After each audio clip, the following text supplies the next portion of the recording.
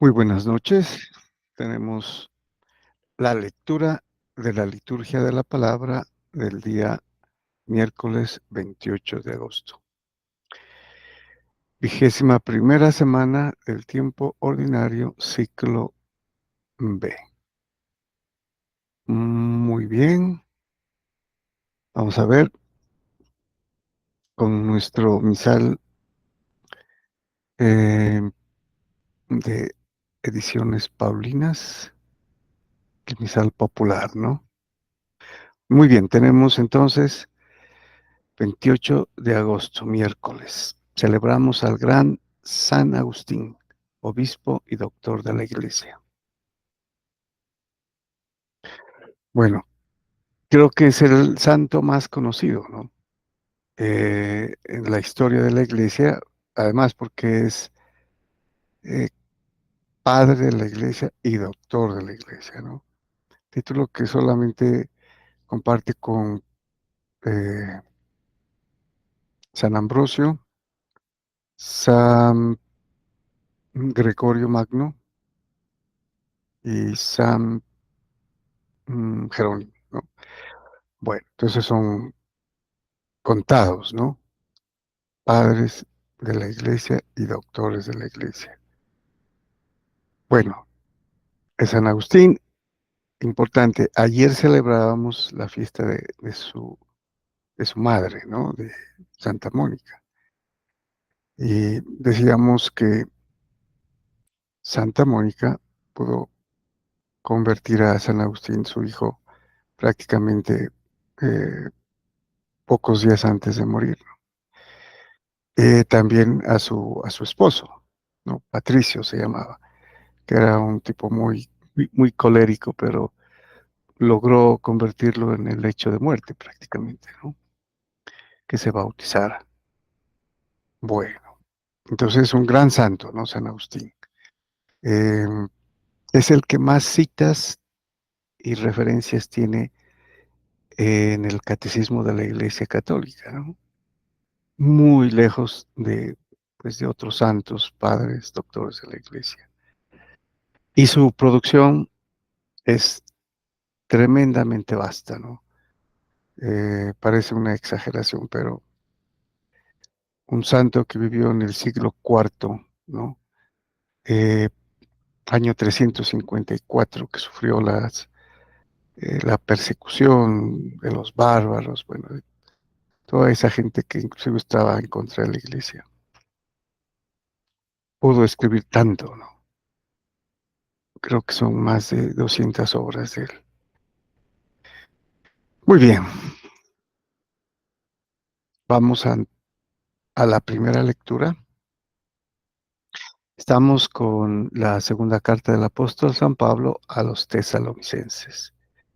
Y ahora tocamos el capítulo 3, versículos del 6 al 10 y del 16 al 18. Bueno, entonces dice San Pablo a los tesalonicenses: Hermanos, en nombre del Señor Jesucristo, les mandamos, hermanos, que se aparten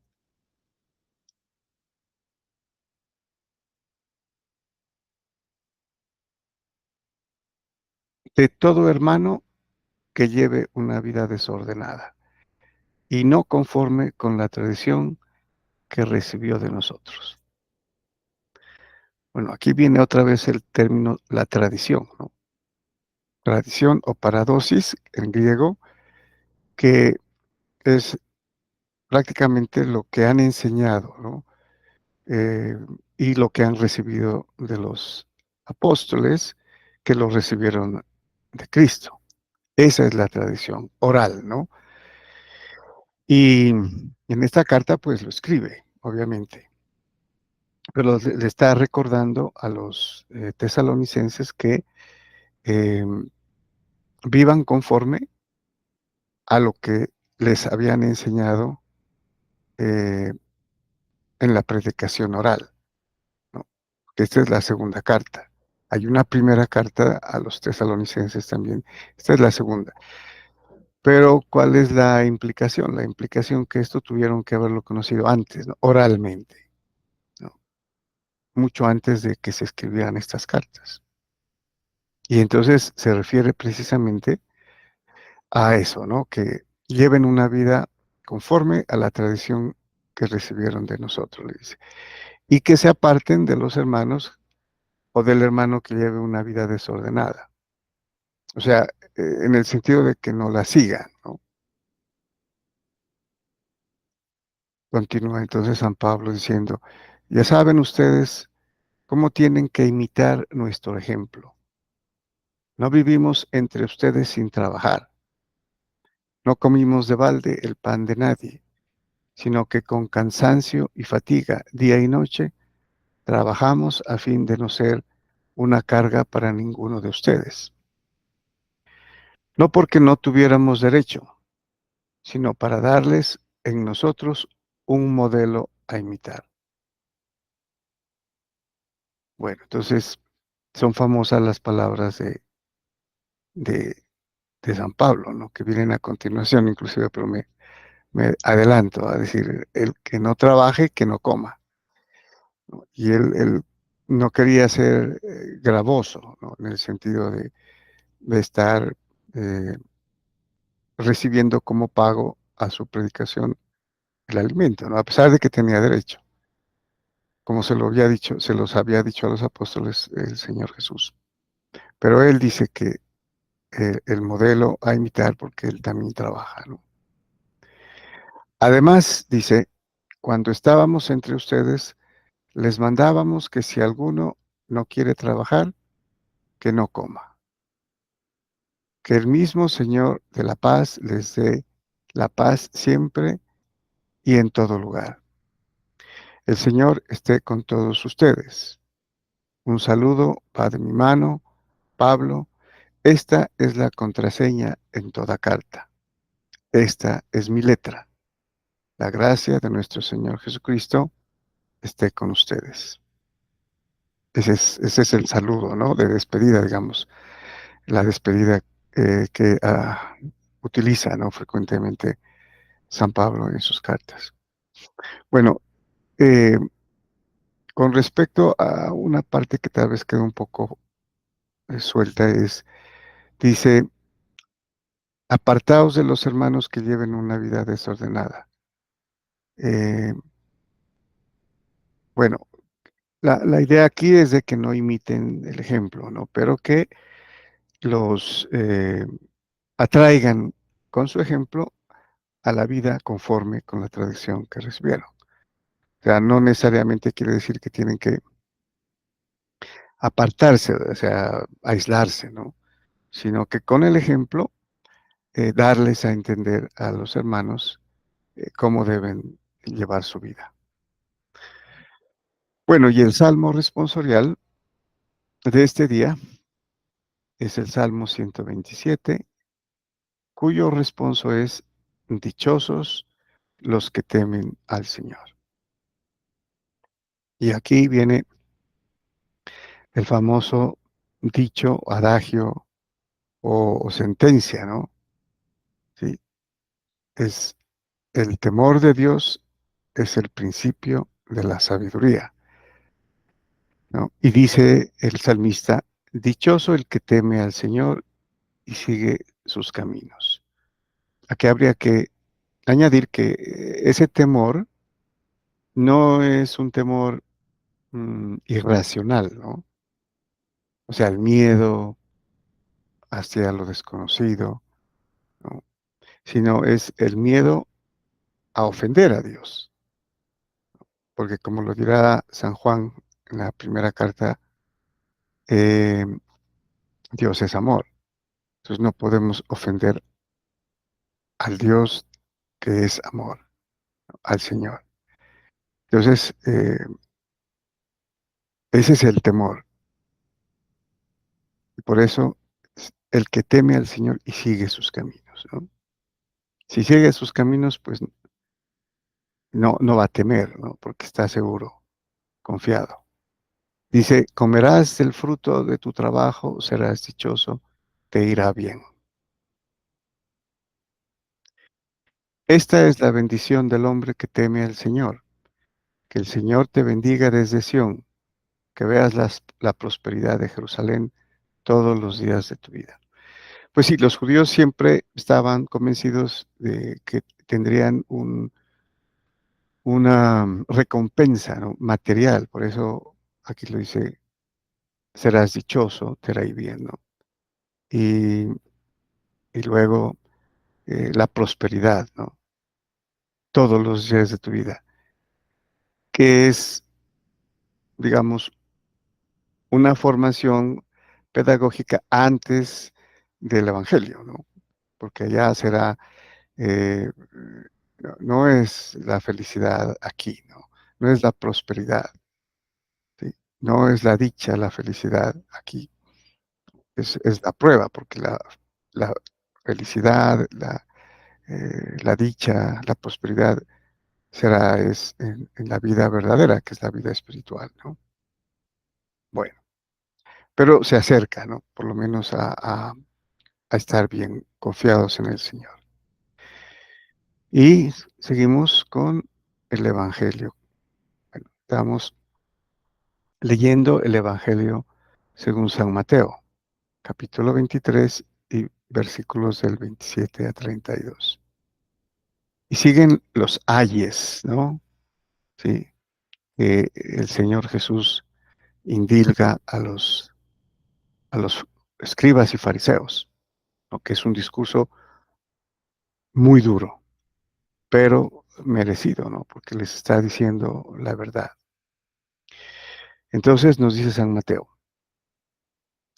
en aquel tiempo Jesús dijo, ay de ustedes, escribas y fariseos hipócritas, que se parecen a los sepulcros blanqueados. Por fuera tienen buena apariencia, pero por dentro están llenos de huesos de muerto y de podedumbre. Bueno, duro, ¿no? Y aquí utiliza, obviamente, algo que para los judíos era costumbre, especialmente en las fiestas, ¿no? Viene de el Pentateuco, del libro de los números, ¿no? Ellos acostumbraban a encalar o pintar con cal o blanquear los sepulcros, ¿no? Antes de las fiestas, porque obviamente que ellos tenían por algo eh, negativo, ¿no? Eh, tocar un muerto o un sepulcro. Y para evitar eso, pues los blanqueaban, ¿no? Los pintaban de cal.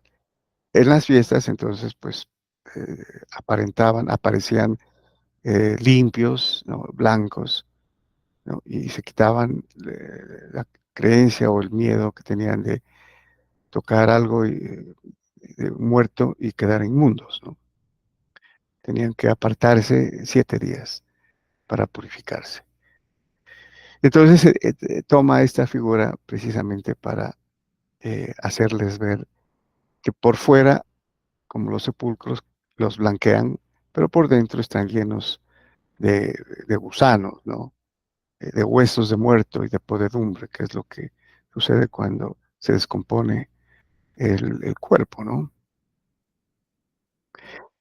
Dice, así lo mismo ustedes, por fuera parecen justos, pero por dentro están repletos de hipocresía e iniquidad y maldad, ¿no? Entonces, esa comparación eh, hace, ¿no? Con respecto a cómo son los escribas y fariseos, ¿no? En realidad por dentro y cómo aparentan por fuera, ¿no? Como la figura de los sepulcros blanqueados. Entonces, pero por dentro están repletos de hipocresía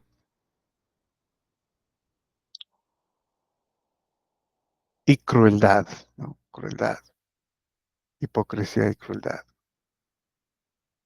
Porque eso es lo que hacían, ¿no? Reprimían, robaban especialmente a los pobres, ¿no? A las viudas, a los huérfanos. eh, no les importaba, ¿no? No les importaba. Entonces, esa es la crueldad.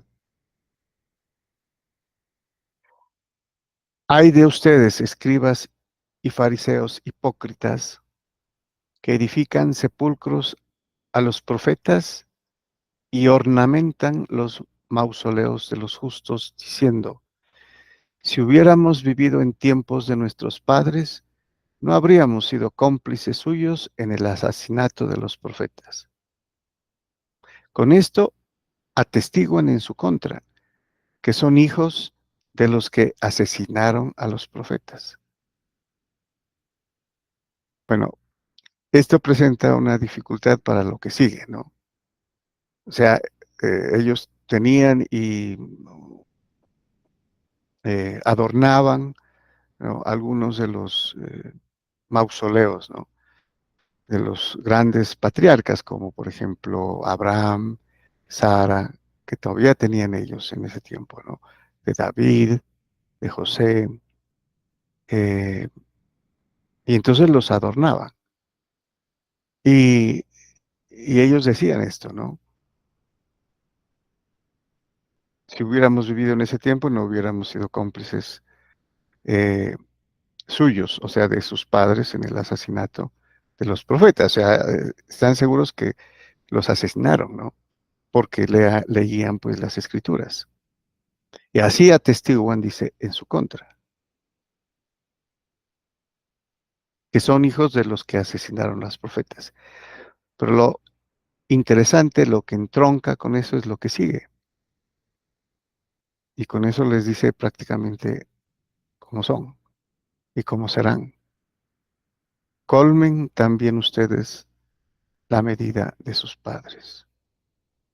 ¿Qué les está diciendo aquí? Les está diciendo, hagan pues lo mismo o más que sus padres que asesinaron a los profetas, de los cuales ustedes dicen que no lo hubieran hecho. Porque eso lo van a hacer con quienes, con los discípulos, ¿no? Con los apóstoles, a quienes van a martirizar, a asesinar, a perseguir, lo mismo que a los demás discípulos de Cristo. Entonces, este es un dictum que les dice ahí a los escribas y fariseos, colmen también ustedes la medida de sus padres, ¿no? O sea, ¿por qué dicen eso? De que no hubieran sido cómplices en el asesinato de los profetas por sus propios padres cuando ustedes van a ser peor, ¿no? Van a hacerlo, porque de hecho lo hicieron, ¿no? Ahí está San Pablo, pues, que se convirtió, ¿no? De lo contrario iba a ser lo mismo. Muy bien, muchas gracias y bendiciones.